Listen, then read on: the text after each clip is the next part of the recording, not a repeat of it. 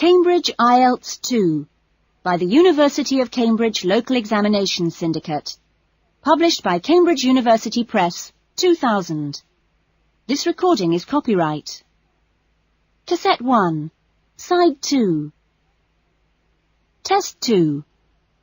You will hear a number of different recordings, and you will have to answer questions on what you hear. There will be time for you to read the instructions and questions, and you will have a chance to check your work. All the recordings will be played once only. The test is in 4 sections. Write all your answers in the listening question booklet. At the end of the test, you will be given 10 minutes to transfer your answers to an answer sheet. Now turn to section 1.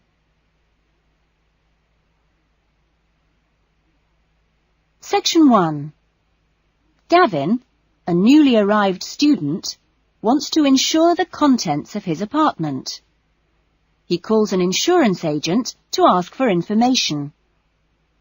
First, you have some time to look at questions 1 to 6.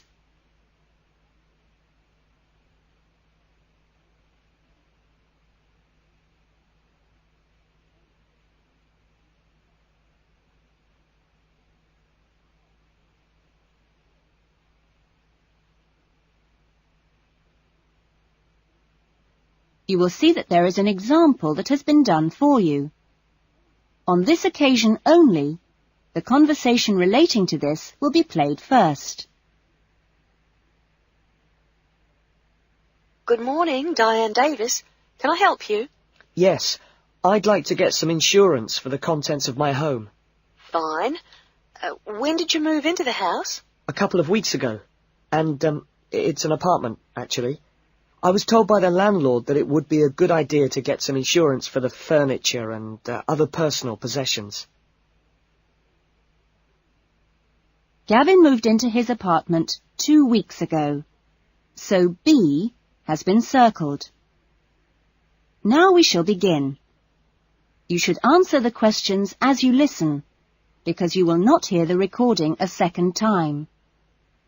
Listen carefully to the conversation and answer questions 1 to 6. Good morning, Diane Davis. Can I help you? Yes, I'd like to get some insurance for the contents of my home. Fine. When did you move into the house? A couple of weeks ago. And, it's an apartment, actually. I was told by the landlord that it would be a good idea to get some insurance for the furniture and other personal possessions. Fine. Well, let's get some details. What kind of apartment is it? It's a 2-bedroom apartment. Huh?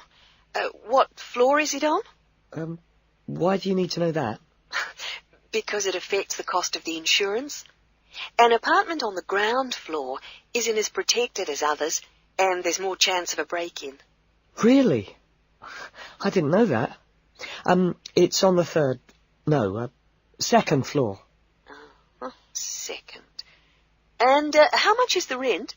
It's $615 per month. Good. And where is it located? In Biggin Street, South Hills. I see. And what things did you want to insure? Well, what do you recommend? Well, the most important things are those which you would normally find in a home. Things like the television, fridge, and so on. I see. Well, I've got a fridge and a stereo system, which I've just bought from a friend. And how much did you pay for the fridge? $450. 50 or 15? 50. And the stereo system cost $1,150.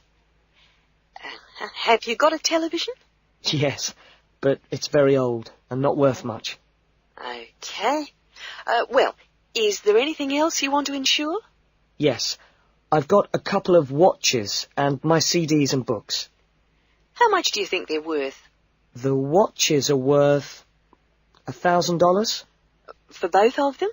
No, each one. And altogether, the CDs and books cost me about $400. Okay, so the value of everything you want to insure is $4,000. How much will the insurance cost? Let me see. $4,000 divided by plus 10%. Right. So this kind of insurance, that's private contents insurance, it comes to $184 for a 12-month period. $184? Well, that sounds pretty good. Okay, I'll take that policy. Before the conversation continues, you have some time to look at questions 7 to 10.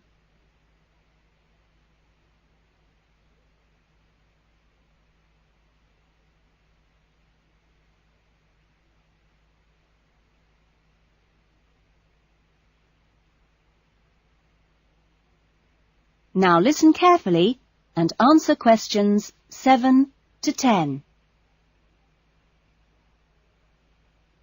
Can I arrange the policy over the phone? Sure. Just let me get the details down. So, that's Mr. Gavin Murray. That's Murray. And the address is? It's 16C, Biggins Street, South Hills. Okay. 16C, Biggins Street, South Hills? That's right. It's 2 words. South Hills. And your date of birth is? 12th of November, 1980. And your contact number? Home phone number is 9872 4855. Right. And, you're Australian? No, I was born in London, although my mother is from Tasmania. Oh, really? Whereabouts? Hobart. I see. Interesting place. Now, are you working at the moment? No, I'm a full-time student at Sydney University. Right. Good. That is the end of section 1. You will now have half a minute to check your answers.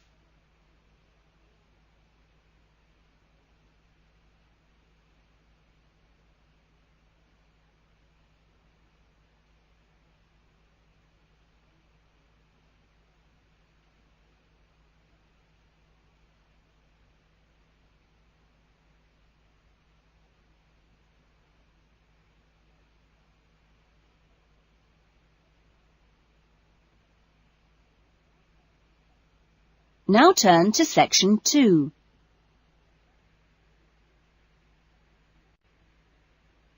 Section 2. You will hear an address by the college president welcoming new students to a residential college. First, you have some time to look at questions 11 to 14.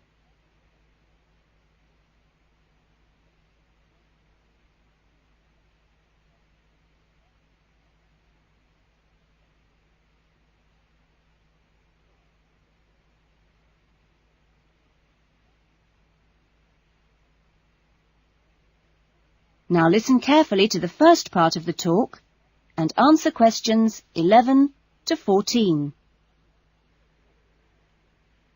Well, good morning, everyone. It's good to see you all here. Welcome to Smith House. Smith House, as you may or may not know, is one of the oldest residential colleges of the university.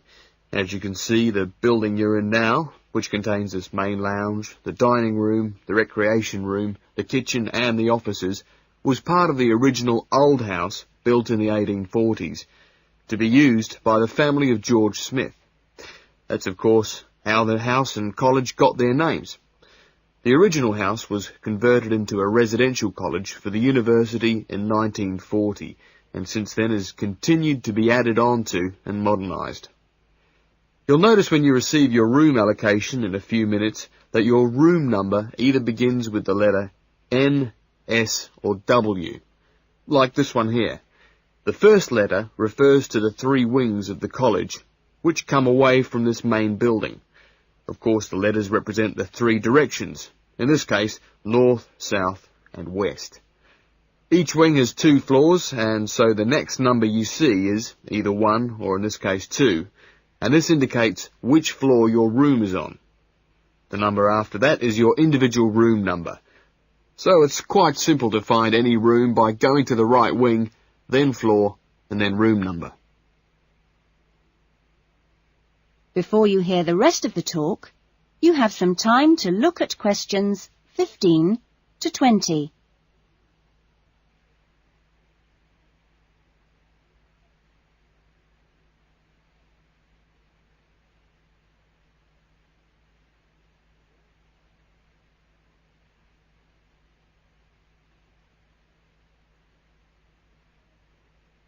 Now listen carefully and answer questions 15 to 20. You'll also notice, when you receive your orientation pack shortly, that there are 2 keys. One is the key to your room, and only you have that key, and the other is a key to the front door, which you've just come through here from the street. This door is closed and locked at 8 p.m. every night, and opened again at 7 a.m. You'll need your key if you're coming back to the college between those times. We ask all students to always enter and leave the college through the front door. You'll notice at the end of each corridor that there is another door, but these are fire doors and are kept locked from the outside. They should only be opened from the inside in case of emergency. In your fees, you've paid a laundry fee, which covers the cleaning of bed linen and towels. All bed linen and towels are clearly embossed with the name Smith House, so it's easily identifiable. If you want your other laundry to be done by the college, this can be arranged for a small extra fee. There are only a few rules here at Smith House, and we have these rules so that we can all live comfortably together. The most important rule is that there must be no noise after 9 p.m. There is also no smoking in the rooms or anywhere inside the college, but smoking is permitted on the balconies. All meals are served in the dining room. Meal times are listed in your orientation pack. Please read these carefully, as meal times cannot be changed, and if you arrive late, I'm sorry to say, you'll just go hungry. If you're unsure about things, each floor has an elected floor senior, who is usually a student in their 3rd or 4th year of study, who's been at Smith House for a while. The floor seniors will introduce themselves later today and answer any questions you have. But for now, I'm going to hand you over to Marnie, who is going to give you the orientation packs and keys. Thanks, Marnie.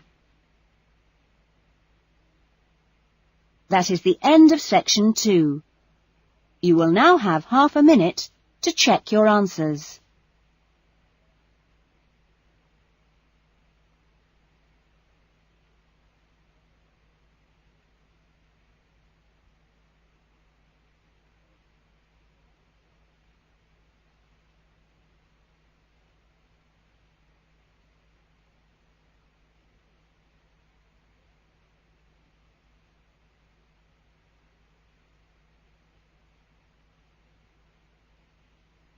Now turn to section 3.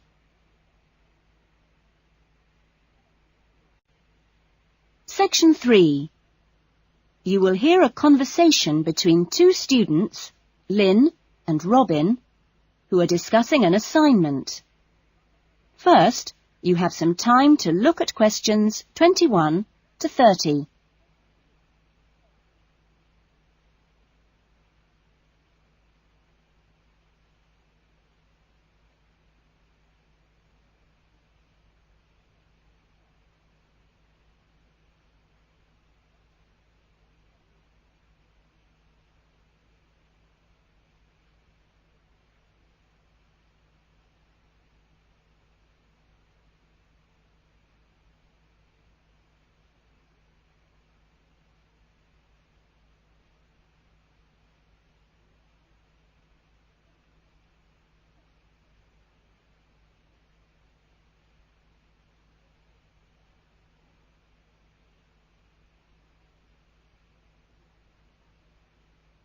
Now listen carefully to the conversation and answer questions 21 to 30. That essay we have to write, the one on how children learn through the media, how are you planning to write it? Well, I've given it some thought, and I think that the best way to approach it is to divide the essay into two parts. First of all, we'd have to look at some examples of each type of media. Yes, what they are. Then we could describe how we can use each medium so that children can learn something from each one. Exactly. Maybe we could draw up a table and look at examples of each medium in turn. Let's see. The different forms of media would be the print media. Here you'd have things like books and newspapers, that sort of thing. And included in these are the pictorial forms of print media, like maps. Yes, maps are really just formal pictures, aren't they? And then there are what we call the audio forms of media, where children can listen. CDs and radios are probably the best examples because a lot of children have access to these, especially radios. And this would lead into the audio-visual media, which can be seen as well as heard. Film, television, and we mustn't forget videos. Yes, but there's a final category as well. Computers that make up the so-called electronic media. In the United Kingdom and Australia, they say that 1 in 3 families has a computer now. Yes, I believe it. Well, that's a good list to start with. We're really getting somewhere with this essay now. So let's move on to when each type of medium could be used. I guess we could start by trying to identify the best situation for each type of media. What do you mean? I'm talking about whether each medium should be used with different size groups. For example, we could look at pictures and ask whether they're more useful for an individual child, a few children together, or a full class. In this case, I'd say pictures are best with individual children because they give them an opportunity to let their imaginations run wild. Yes, I see. Let's take tapes next. Although tapes look ideal for individual children, I feel they're best suited to small group work. This way, children don't feel isolated because they can get help from their friends. Computers are the same. I think they're better with small numbers of children, and they're hardly ever useful with a whole class. Videos, however, are ideal for use with everyone present in the class, especially when children have individual activity sheets to help them focus their minds on what's in the video. And what about books? What would you recommend for them? Books are ideal for children to use by themselves.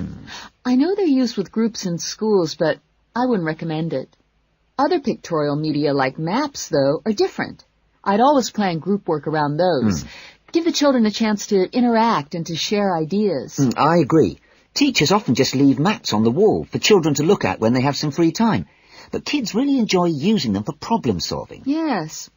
Different people have different ideas, I suppose. Yeah, and different teachers recommend different tools for different age groups. That is the end of section 3. You will now have half a minute to check your answers.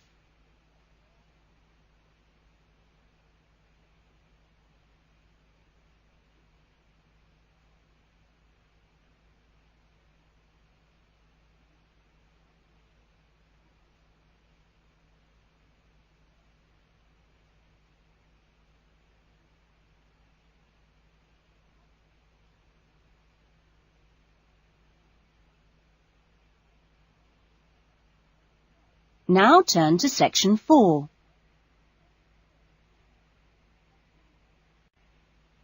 Section 4. You will hear a lecturer talking to a group of students at the beginning of a course in rural development. First, you have some time to look at questions 31 to 40.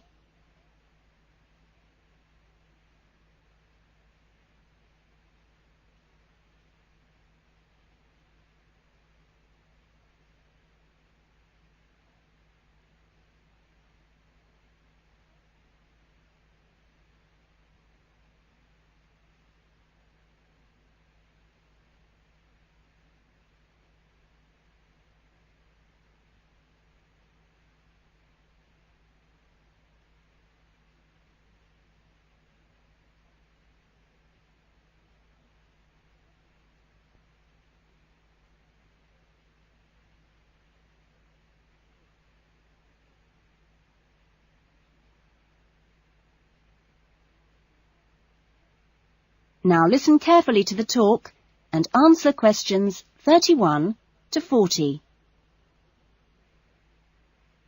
I hope that this first session, which I've called an Introduction to British Agriculture, will provide a helpful background to the farm visits you'll be doing next week. I think I should start by emphasising that agriculture still accounts for a very important part of this country's economy. We are used to hearing the UK's society and economy described as being industrial, or even post-industrial. But we mustn't let this blind us to the fact that agriculture and its supporting industries still account for around 20% of our gross national product. This figure is especially impressive, I think, when you bear in mind how very small a percentage of the UK workforce is employed in agriculture. This is not a recent development. You'd have to go back to 1750 or so to find a majority of the workforce in this country working in agriculture. By the middle of the next century, in 1850 that is, it had fallen sharply to 10%, and then to 3% by the middle of the 20th century. And now, just 2% of the workforce contribute 20% of GNP. How is this efficiency achieved? Well, my own view is that it owes a great deal to a history over the last 50 or 60 years of intelligent support by the state, mainly taking the form of helping farmers to plan ahead. Then the two other factors I should mention, both very important, are the high level of training amongst the agricultural workforce, and secondly, the recognition by farmers of the value of investing in technology. Now, although the UK is a fairly small country, the geology and climate vary a good deal from region to region. For our purposes today, we can divide the country broadly into three. I've marked them on the map here. The region you'll get to know best, of course, is the north, where we are at present. The land here is generally hilly, and the soils thin. The climate up here, and you've already had evidence of this, is generally cool and wet. As you'll see next week, the typical farm here in the north is a small, family-run concern, producing mainly wool and timber for the market. If we contrast that with the eastern region, over here, the east is flatter and more low-lying, with fertile soils and a mixed climate. Average farm size is much bigger in the east, and farms are likely to be managed strictly on commercial lines. As for crops, well, the east is the UK's great cereal-producing region. However, increasingly significant areas are now also given over to high-quality vegetables for supply direct to the supermarkets. The third broad region is the west, where it's a different story again. The climate is warmer than in the north and much wetter than in the east. The resulting rich soils in the west provide excellent pasture, and the farms there are quite large, typically around 800 hectares. The main products are milk, cheese and meat. So, clearly, there are marked differences between regions, but this does not prevent quite a strong sense of solidarity amongst the farming community as a whole, right across the country. This solidarity comes in part from the need to present a united front in dealing with other powerful interest groups, such as government or the media. It also owes something to the close cooperation between all the agricultural training colleges, through which the great majority of farmers pass at the beginning of their careers.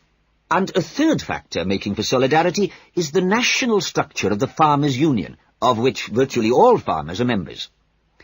Finally, in this short talk, I'd like to say a little about the challenges facing farmers in the next century.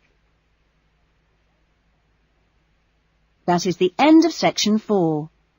You will now have half a minute to check your answers.